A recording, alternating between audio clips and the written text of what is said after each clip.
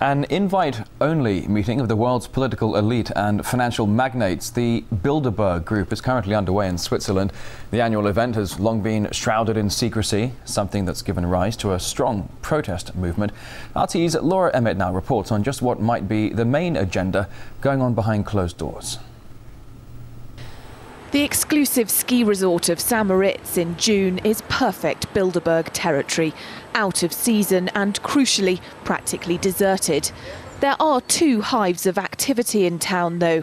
One, the luxury hotel Souvretta, where around 130 of the world's most influential politicians, businessmen and sovereigns are meeting behind closed doors. And the other in a much cheaper hotel, where concerned activists are determined to break that wall of secrecy down. They've set up what they believe is the world's first alternative media centre. They'd work for mainstream outlets too, but they're not here. Just not enough Western media, not enough from the UK. It's quite appalling. A Swiss news agency has just released some names of this year's attendees, and on the list is the Chancellor of the Exchequer, George Osborne. I would have thought that makes it news.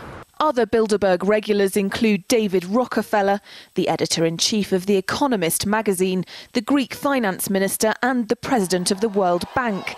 They're all rumoured to be here this year, unlike another regular, former IMF chief Dominique Strauss-Kahn, on bail in New York for an alleged sex attack.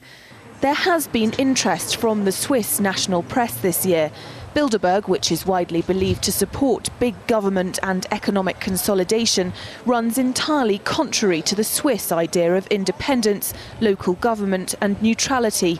Blogger Manfred Petrich has run a successful campaign to that effect, playing on the reported €10 million taxpayer bill for securing the Spanish Bilderberg. We don't accept that a private meeting, because that's what they call themselves, a private meeting, the security has to be paid by the taxpayer. And I think a lot of people understand that, especially when the government is saying, well, we don't have money for this or that. And here we go, and it costs a lot of money to secure this private meeting of these people. The agenda's secret, along with everything else, but Bilderbergers are believed to be deciding on who should replace their friend DSK at the top of the IMF.